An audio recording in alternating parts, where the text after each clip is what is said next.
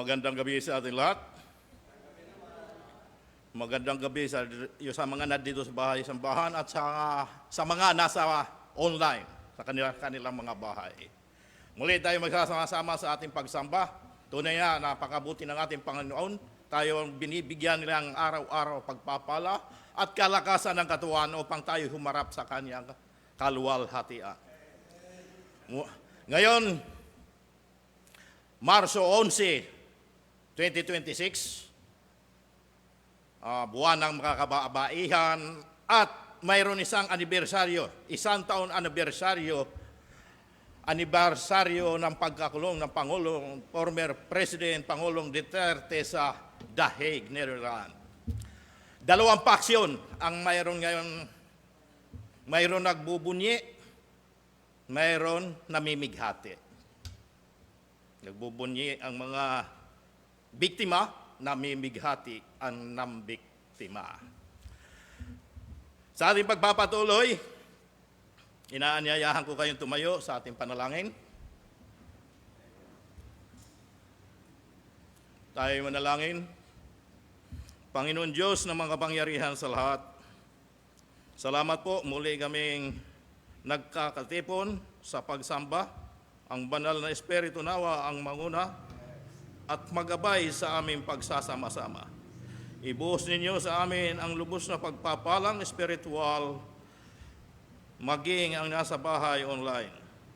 Salamat sa presensya na nagbibigay kagalakan sa aming kalagitnaan. Nawa bigyan ninyo kami ng kaunawaan. Patawarin po ninyo kami sa aming mga kasalanan at linisin ang aming puso. Pagkalooban ninyo ng husay at talino ang lahat na gaganap sa gawain upang magbigay kaluguran sa inyong puso. Ang mga kapatirang paparating pa, inyo pong ingatan at makarating ng ligtas. Ito pong aming dalangin sa pangalan ng Panginoon Hesus. Amen. Manatiling nakatayo sa pag-awit.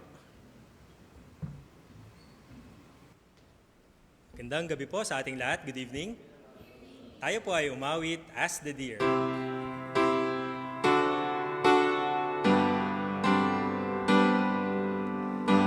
As the deer panted for the water, so I so longed after thee. You alone are my heart's desire, and I long to worship thee. You alone. You alone are my strength, my shield. To you alone may my spirit yield.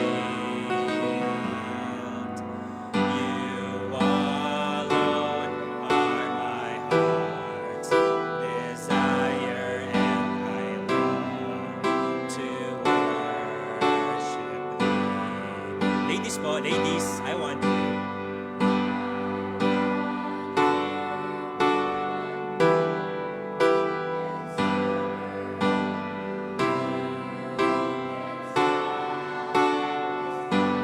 Mga kalalakihan po, you alone.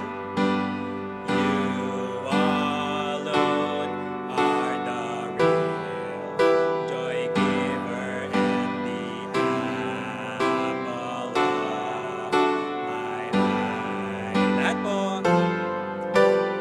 You alone are my strength, my shield. To you alone may my spirit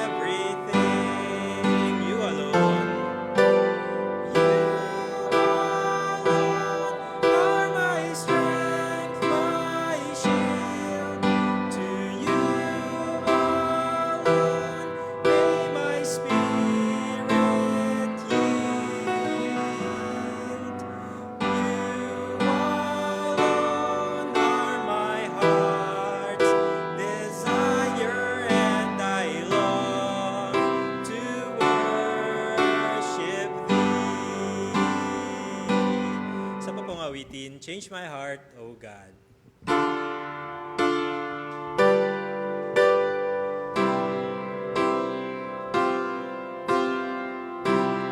Change my heart, O God.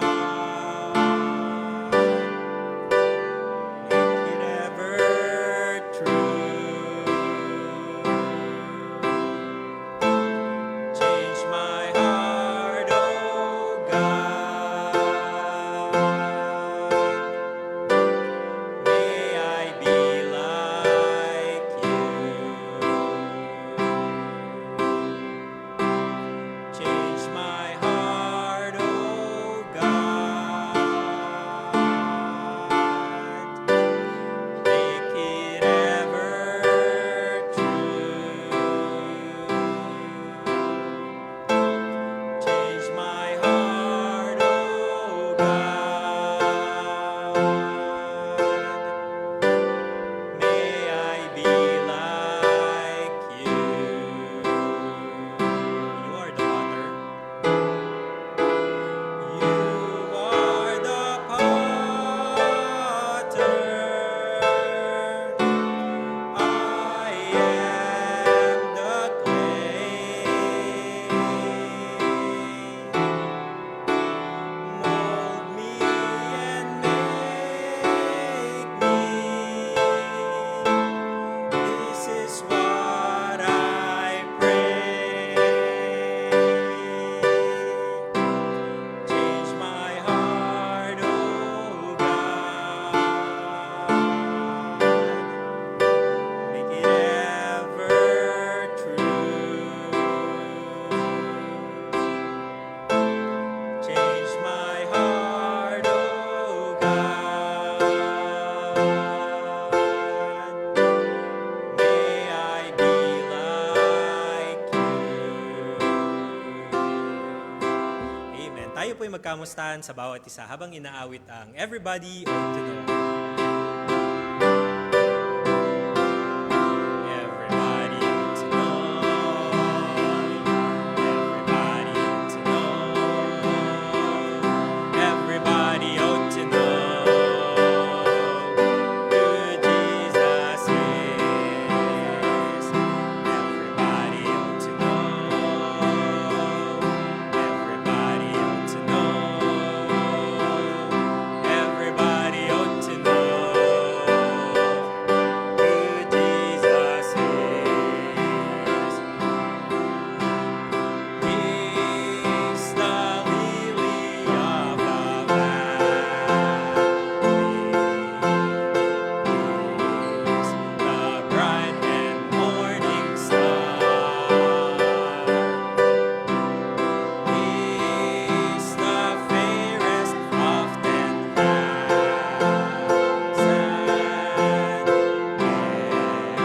Everybody ought to know. Everybody ought to know.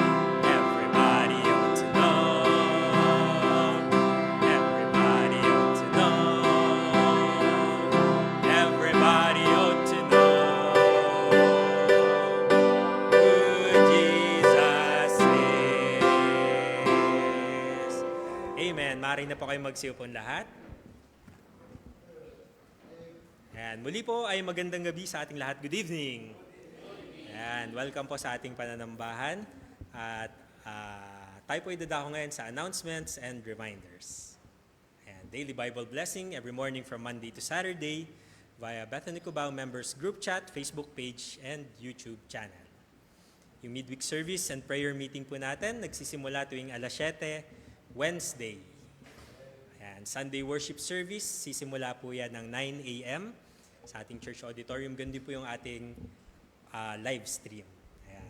Sunday worship theme, March 15, Ayaw ng Diyos ng Mayabang.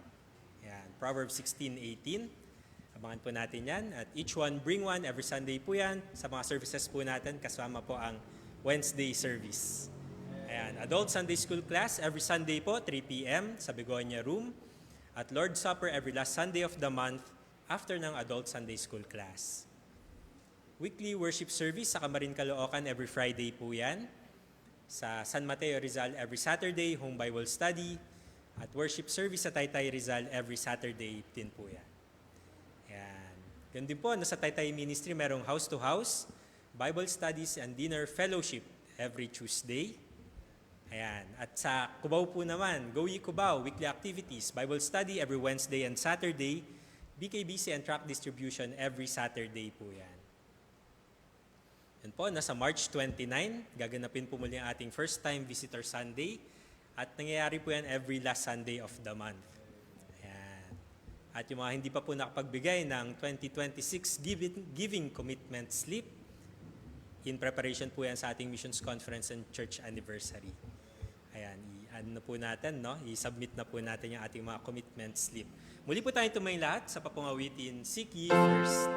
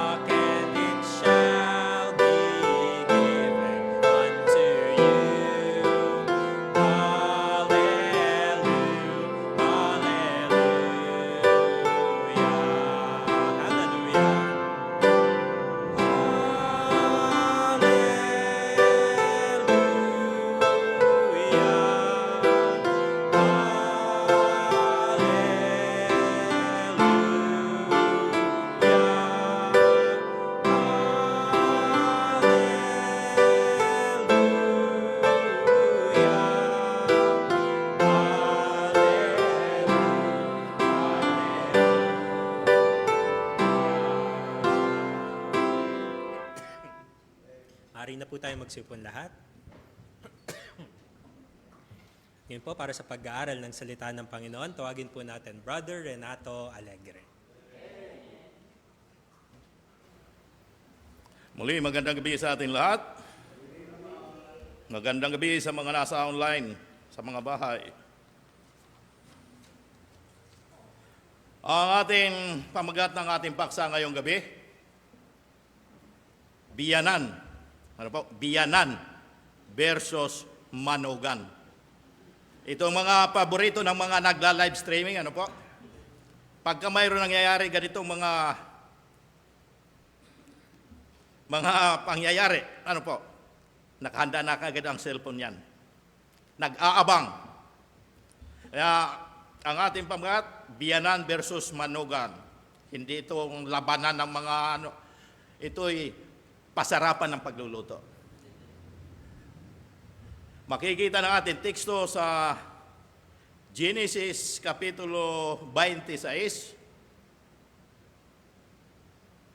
versikulo 34 at 35. Sabay-sabay natin basahin ang ating teksto. Inanyayahan ko kayong tumayo. Basahin natin ang ating teksto. Genesis 26, 34 and 35, handa, basa.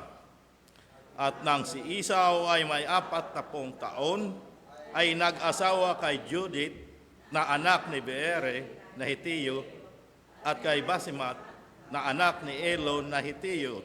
35. At sila'y nagkasama ng loob kay Isaac at Rebekah. Pagpalain nawa tayo ng Panginoon sa pagbasa ng Biblia. Tayo manalangin. Salamat po, Panginoon Isus, sa mga salita na nagbibigay aral sa aming pagsamba at maging paalala nawa na ang wastong pagpili ng mapapangasawa ay magiging mahusay ang relasyon ng pamilya. Mahamunawa ang mga nagnanais na magkaasawa. Salamat po, kayo ang kumilos sa aming kalagitnaan at magbigay kaunawaan. Salamat sa kadakilaan at kahabagan na nagbibigay kalakasan at katatagan ng aming puso. Pagkaloob po ninyo ng kaalaman ang inyong lingkod sa paghayag ng mensahe. Sa pangalan ng Panginoon Hesus. Amen. Maaari na po kayong maupo.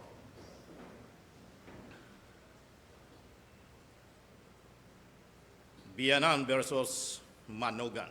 Ano po? Maaari may ilan nagtanong, saan ba nagkamali? Saan nagkamali at bakit? Hindi nagsisimula ang problema ng pamilya kapag kasal na. Mayroong pinanggagalingan ang problema. Kadalasan, nagsisimula ito sa maling pagpili bago ang kasal. Yung pabigla-bigla kung sino lang matipuhan, yun na kagad. Hindi muna nag-iisip, o sinusubok, mahirap sumubok. Kailangan mag-isip pa. Maraming anak ang iniisip na ang pag-aasawa ay personal na desisyon lamang. Basta tumibok ang puso at nagmamahalan, pwede na. Ngunit sa Biblia, malinaw ang pag-aasawa ay desisyon may epekto sa buong pamilya. Hindi lang para sa kanila, sa mag-asawa, buong pamilya ang naapektuhan. Kapag kabahagi lagi ang pamilya, lalo na kung may giyera ang mag-asawa. Laging damay ang biyanan. Kaya ang tanong ay hindi lang mahal ko ba siya, kundi kalooban ba ito ng Diyos? At magiging pagpapala ba ito sa aking mga magulang? Ayan po ang tanong. Dito makikita natin ng isang maling pagpili ni Esau ay nagdulot ng matinding kapighatian kina Isaac at Rebeka. Isang babala, hindi lamang sa mga magulang, kundi lalo na sa mga anak at magiging manugan. Tingnan po natin ang nangyari sa ating teksto. Meron po tayong dalawang pangunahing punto. Ang nangyari sa pag-aasawa ni Esau. Bago natin pag-usapan ang aral, mahalagang maunawaan muna natin ang pangyayari. Sinadya po ng Diyos na ipakita na ang maling pag-aasawa ay may emosyonal at espiritual na epekto sa mga magulang. Kaya hindi dapat padalos-dalos. Dapat pag-isipan. Ang kasalanan dito ay hindi lang kay Esau bilang anak, kundi sa kanyang pagwawalang bahala sa pamilya at kalooban ng Diyos. Labag sa Diyos ang desisyong pinili ni Esau. Ayon nga sa ating teksto, sa 34, Genesis 34. At nang si Esau ay may 40 taon, ay nag-asawa kay Judith na anak ni Beere na Hitiyo at kay Basimat na anak ni Elon na Hitiyo. Nag-asawa po si Esau ng dalawa at parehong Hitiyo. Ipinapakita ng talata ito na hindi pinag-isipan ni Esau ang kanyang desisyon. Sige lang na sige kung anong gusto niya. Siya ang nasunod. Hindi lamang isa, kundi dalawang babaeng mula sa mga Hitiyo ang kanyang pinili. Ang mga Hitiyo ay kilala bilang mga hindi sumasampalataya o sumasamba sa tunay na Diyos. Kaya malinaw, malinaw na ang kanyang pagpili ay salungat sa espiritual na pamantayan ng kanyang pamilya. Ang kanyang pamilya ay sumasamba sa tunay na Diyos. Ang kanyang pinili ay hindi. Dito pa lang, makikita na mas pinili ni Esau ang pansariling kagustuhan kaysa spiritual na kapakanan. Dahil ang dalawang napangasawa ni Esau, dalawang napangasawa niya, ang naging dahilan ng pamimighati ni Isaac at Rebekah.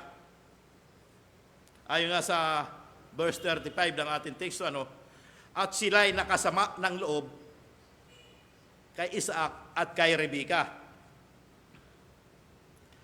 Ang salitang grave of mind ay tumutukoy sa malalim at patuloy na sakit ng damdamin. Hindi panandali ang lungkot, kundi pang matagalan.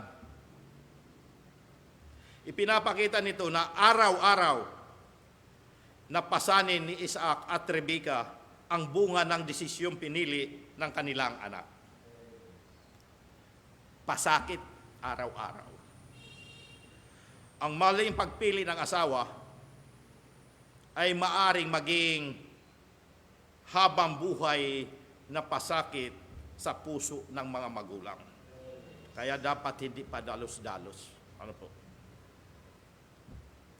Habang nabubuhay, sakit ng ulo. Kaya mapapansin bakit namighati si Isaac at Rebekah. Ang dahilan ng pamimighati ng mga magulang ay hindi ang kanyang pag-aasawa o ang pag-aasawa ng dalawa. Namighati hindi dahil sa pag-aasawa ni Esau. Hindi laban ang Diyos o ang mga magulang sa pag-aasawa. Hindi. Ito ay banal na kaloob ng Diyos. Kaya hindi sila namighati sa pag-aasawa. Ang naging problema,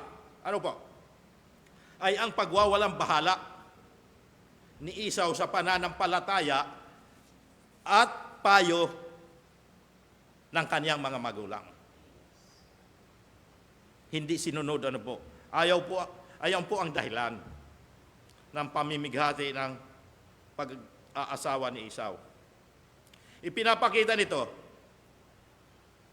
na may mga desisyon tama sa panlabas, ngunit mali sa paningin ng Diyos. Ang akala natin, ang ating ginagawa ay tama, ngunit mali sa Diyos. Ang dahilan ay ang mismong mga asawa. Oo. Malamang dahil sila ay mga Hitiyo, na mga dayuhan at iba ang pananampalataya. Namighati dahil ang mga asawa ay dayuhan at may ibang pananampalataya. Ang pagiging Hitiyo ng mga babae ay hindi simpleng issue ng lahi, kundi pananampalataya. Kaya malaking issue ang pag-aasawa ng ibang relihiyon, yung magkaiba. ang ibang pananampalataya ay nagdadala ng ibang pagpapahalaga, ibang direksyon sa buhay, kaya hindi magkasundo. At ibang impluensya sa pamilya, magkaiba. Ano po? Kaya ang naging sakit ni Isaac at Rebecca ay hindi lang emosyonal, kundi spiritual na pasakit. Ayun po ang sakit, pasakit na dinadanas nila. Dahil ito ay paglabag sa nais ng Diyos at ng mga magulang. Nilabag ni Esau ang nais ng Diyos. Maaring alam ni Esau, maaring alam na ayaw ito ng kanyang mga magulang. Ayon sa ginawa ni Abraham kay Isaac. Ayon nga sa Genesis Kapitulo 24, 3 at 4, sabi nga dito, at ikaw ay aking pasusumpain. Pasusumpain yung matandang katiwala ni Abraham, alang-alang sa Panginoon, sa Diyos ng langit at Diyos ng lupa, na hindi mo papapag-asawahin ang aking anak sa mga anak ng mga Kananeo na siyang aking pinakikitahanan. Para makasiguro si Abraham, pinapanumpa niya ang kanyang katiwala. Kundi ikaw ay paroroon sa akin lupain at sa aking kamag-anakan at papag-asawahin mo roon ang aking anak na si Isaac. Ngunit, ito rin ang ginawa at dalawa pa. Alam ni Esau, Alam ni Esau ang ginawa ni Abraham kay Isaac. Ngayon nga sa binasa natin teksto, maingat na pinili ang mapapangasawa upang manatili sa kalooban ng Diyos. Ngunit pinili ni Esau na suwayin ang malinaw na halimbawa at babala ng nakaraan. Ang masakit dito, hindi kamangmangan ang dahilan, kundi kawalaan pakialam. Nilabag na ang Diyos, nilabag rin ang mga magulang. Ang ating pangalawang bahagi, mga katotohanan at aral. Mga katotohanan at aral. Ang Biblia ay hindi lamang aklat ng kasaysayan, kundi salamin ang ating mga desisyon ngayon. Ang nangyari kay Esau ay isinulat upang tayo ay matuto at hindi na maulit ang parehong pagkakamali.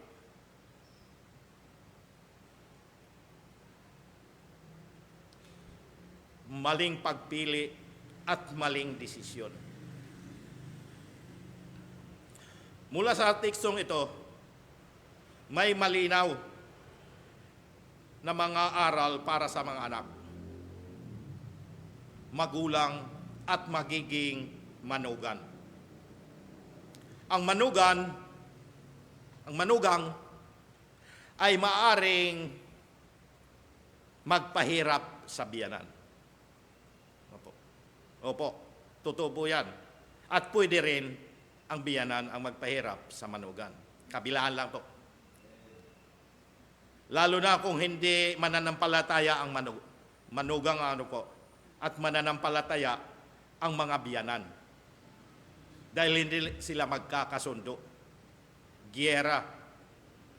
Opo, ang labas niyan. Biyanan laban sa manugan. Ayon nga sa pangalawang Korinto, Kapitulo 6, versikulo 14 at 16, sabi nga dito, huwag kayong makipamatok ng kabilan sa mga di nagsisampalataya. Ayan. Sapagkat anong pakikisama mayroon ang katwiran at kalikuan At anong pakikisama mayroon ang kaliwanagan sa kadiliman. Kaya hindi magkakasundo. Magtaliwas ang kanilang sitwasyon. At anong pakikipagkasundo mayroon si Kristo kay Belial o anong bahagi mayroon ang sumasampalataya sa di sumasampalataya? At anong pakikipagkaisa mayroon ang templo ng Diyos sa mga Diyos-Diyosan? Sapagkat tayo'y templo ng Diyos na buhay, gaya ng sabi ng Diyos, mananaan ako sa kanila at lalakad ako sa kanila at ako'y magiging kanilang Diyos at sila'y magiging aking bayan.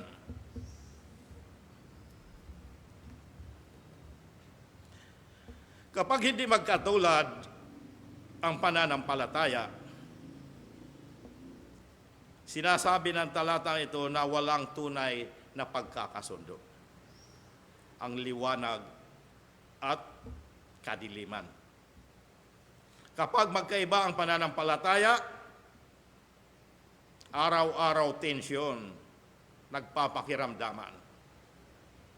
Hindi pagkakanawaan ang resulta. Ano po? Lalo na sa mga pagpapasya ng pamilya, sa pamilya. Laging may kumukontra. Kaya hindi magkakasundo. Ito ang parehong prinsipyo na nakita sa buhay ni Isaac at Rebecca. Kaya dapat maging mabait at pagpapala ang manugan sa biyanan. Ganun ba tayo sa ating mga biyanan? Yung may mga biyanan. Si Ami, malakas sa biyanan yan. Mas kilala pa kaysa akin yan. Ng nanay ko. Malakas po yan, kaya pwede mangutang.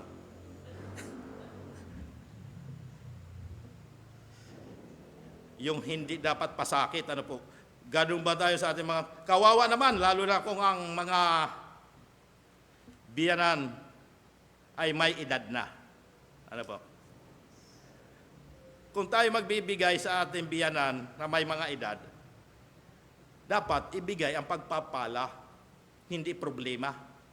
Ang nangyayari, problema pa. Kaya hindi nagkakasundo, nag-aaway. Ang manugan ay hindi lamang asawa ng anak, kundi bahagi ng pamilya. Kapamilya na. Hindi lang basta kapuso, kapamilya.